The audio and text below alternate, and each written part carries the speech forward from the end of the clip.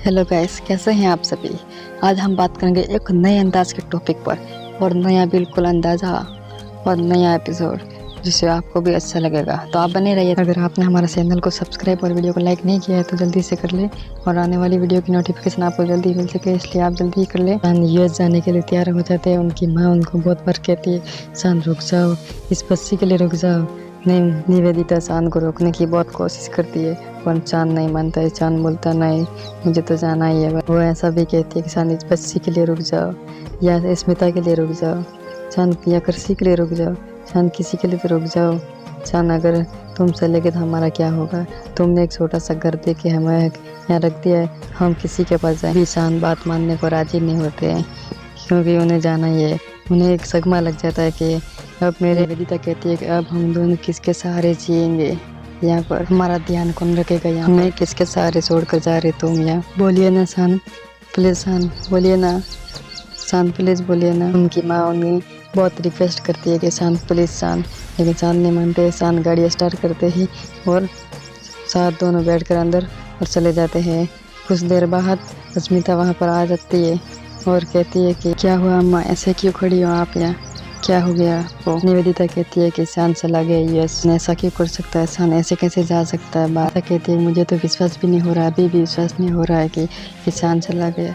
शान को तो एक बार तो सोचना चाहिए था, ऐसे कैसे कर सकता है शान। स्मिता कहती है कि मैंने ऐसा कभी नहीं सोचा था कि शान चला जाएगा। निवेदिता कहती है कि शान हमेशा के लिए चला गया है, अब वो वापस नहीं आएगा कभी। इस दौरान स्मिता को भी झटका लग जाता है। स्मिता भी मन में चिंतित हो जाती है कि यार ऐसे कैसे हो गया। निवेदिता कहती है कि शान हमारे परिवार की एक जान थी, वो भी चला गया अब हमें छोड़कर, अब हम कहाँ पर जाएंगे। हमें कौन सहारा देगा, कौन विश्वास दिलाएगा हमारे को, कौन रखेगा अब हमें, कहाँ जाएंगे हम दोनों अब यहाँ। निवेदिता कहती है कि अस्मिता आपको तो पता ही है कि चांद हमारे किसी की बात नहीं सुनता है, वो कभी ऐसी बात किसी की सुनता नहीं है। तो पता ही है कि चांद कितने गुस्से वाला है, वो बहुत गुस्सा आता है उसे। निवेदिता बोलती है कि चलो हमारे ससुराल चलते हैं, लेकिन निवेदिता बोलती है कि हम कैसे जा सकते हैं तुम्हारे नए ससुराल में, हम तो आने आ सकती है कि नए ससुराल से क्या है, हम तो पहले से ही जुड़े हुए हैं, तो तुम्हारे क्या है, चलो तो हम वहाँ रहेंगे। तो फिर से कहती है कि आपका नया ससुराल है, नए रिश्ते हैं, हम वहाँ कैसे जा सकते हैं।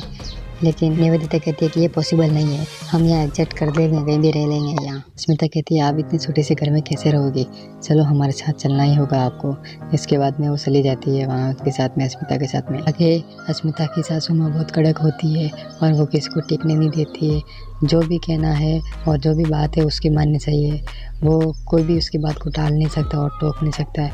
उसकी बात सुनना ही ज़रूरी होता है, क्योंकि उसकी बात कोई नहीं सुनता है तो वो घर से बाहर निकल लेती है। चाहे छोटा हो या बड़ा हो, कोई भी किसी की बात वो नहीं टाल सकता है, क्योंकि वो जो कहेगी वही काम होगा। यहाँ मिस्टर शेखावत की अम्मा बोलती है कि आप उस लड़की से शादी करके खुश हो, एक बच्चे की माँ है वो, क्या आप उससे खुश हो।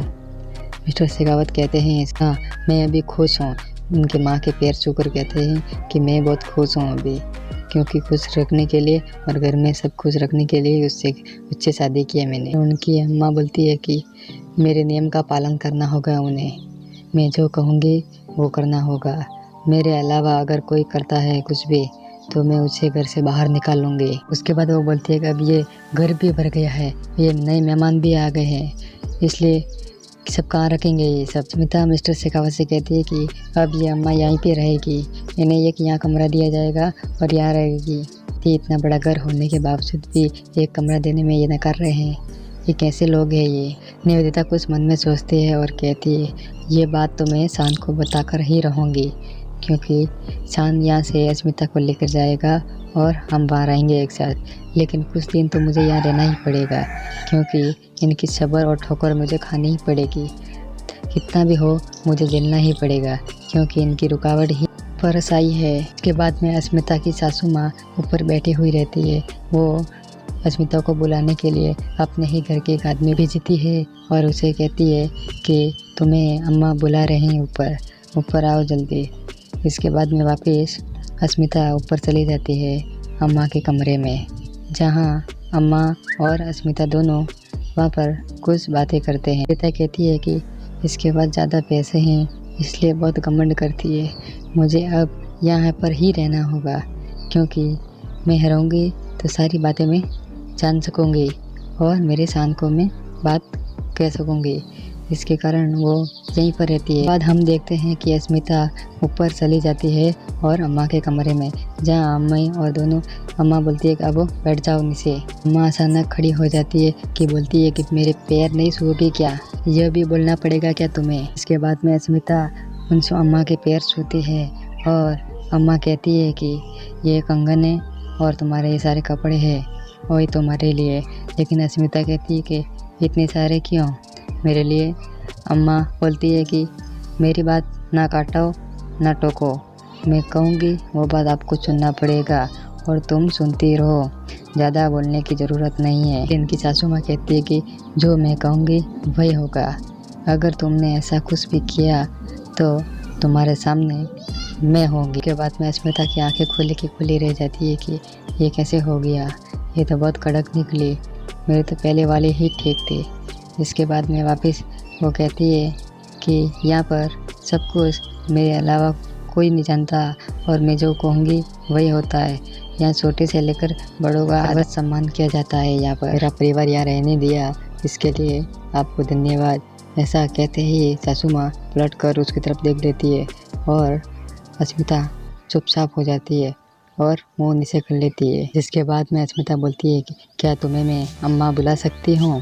जिसके बाद में वो सासू माँ कहती है कि मैं तुम्हें कुछ जिम्मेदारियाँ दे रही हूँ कि मेरे बेटे का पेट और दिल दोनों भरे हुए रहने चाहिए। अगर उसे कुछ भी तकलीफ हुई तो मैं तुझे खुद सामना करूँगी। इसके कुछ देर बाद वहाँ ऊपर कमरे में करसी और विक्की का बेटी आ जाते हैं दोनों। जैसे विक्की के बेटे को अम्मा बहुत प्यार करती है, जो अस्मिता की नई सासू माँ, और करसी को बहुत सारा घमंड और प्यार करती है। इसके तुरंत कुछ ही देर बाद खाना तैयार हो जाता है, जहाँ पर सभी टेबल लगे हुए होते हैं। तो मिस्टर शेखावत की अम्मा वहाँ पर टेबल पे जाकर बैठ जाती है और बोलती है कि आ जाओ मेरे बेटे बैठ जाओ, और वो बैठ जाती है। तो वहाँ पर सभी बैठ जाते हैं और जो निवेदिता के साथ में करसी और वो दोनों 3 जने रह जाते हैं। इसके बाद में करसी भी खड़ी रहती है और अस्मिता भी खड़ी रहती है।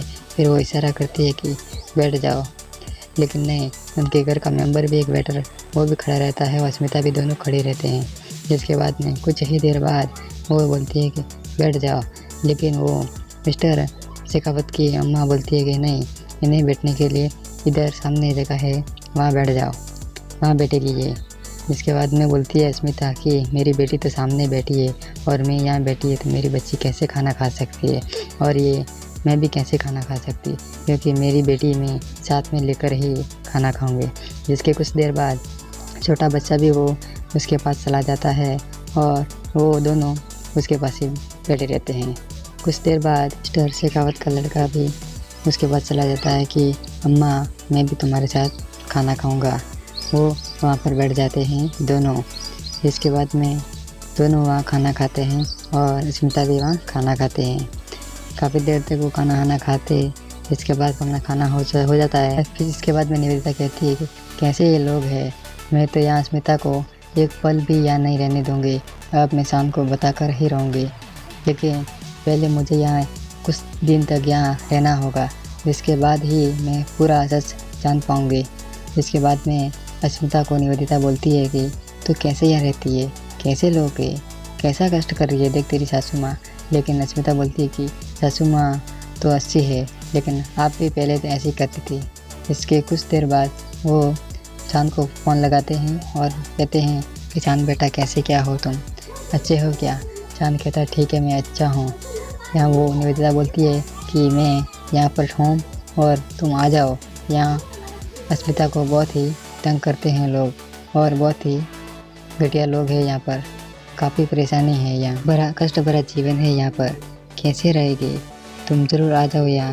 फिर चांद कहता है ठीक है माँ, मैं बहुत जल्द आऊँगा, लेकिन तुम एक एक मुझे बात बताते रहना, एक एक पॉइंट बताते रहना, तब मैं जान सकूँगा कैसे क्या है वहाँ, क्या कष्ट करते हैं उनके साथ में।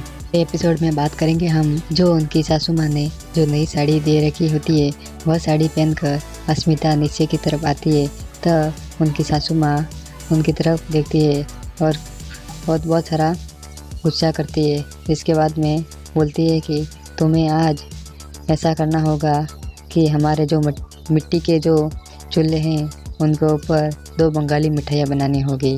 जिसके बाद में आपको ये घर का काम संभालना होगा, क्योंकि हमारी नई नवेली बहू होती है जो पहले हम यही काम करवाते हैं और ये हमारे घर का रीति रिवाज हुए। इसके बाद में वो अस्मिता कहती है, जी मम्मा, मैं कर लूँगी ये काम। लेकिन उसके मन में भी कोई खुदकुशी रहती है कि ये काम मैं कैसे कर सकती, लेकिन क्योंकि उसे तो चूल्हे पर बनाना ही पड़ेगा, क्योंकि इसके बाद में वो चूल्हे पर बैठ जाती है और बहुत धुआं होता रहता है वहाँ। उसकी सासू माँ भी आसपास ही घूमती रहती है कि बोलती है कि जल्दी करो। इसके बाद में निवेदिता आ जाती है वहाँ पर और कहती है, अरे कैसे लोग हो तुम। फिर वहाँ से निवेदिता आ जाती है, फिर बोलती है, अरे ये कौन सी परंपरा है, ये किस ज़माने का है, और इतना सारा पैसा होने के बावजूद भी तुम मिट्टी के चूल्हे पर ये बना रही हो खाना। तब तक सामने देखती है अस्मिता। इसके बाद में उसकी सासू माँ भी देखती है। वो बोलती रहती है कि ये इतना पैसा होने के बाद में भी इतना तुम, कितना घमंड है तुम्हें। क्योंकि निवेदिता तो कहेगी, क्योंकि निवेदिता को यह सब पसंद नहीं है, क्योंकि उसे तो साथ लेके जाना है अस्मिता को, इसलिए वो कहेगी। अगर आपको यह हमारा वीडियो पसंद आया है तो हमारे चैनल को सब्सक्राइब और वीडियो को लाइक ज़रूर करें, ताकि आने वाली वीडियो की नोटिफिकेशन आपको जल्द ही मिल सके। इसके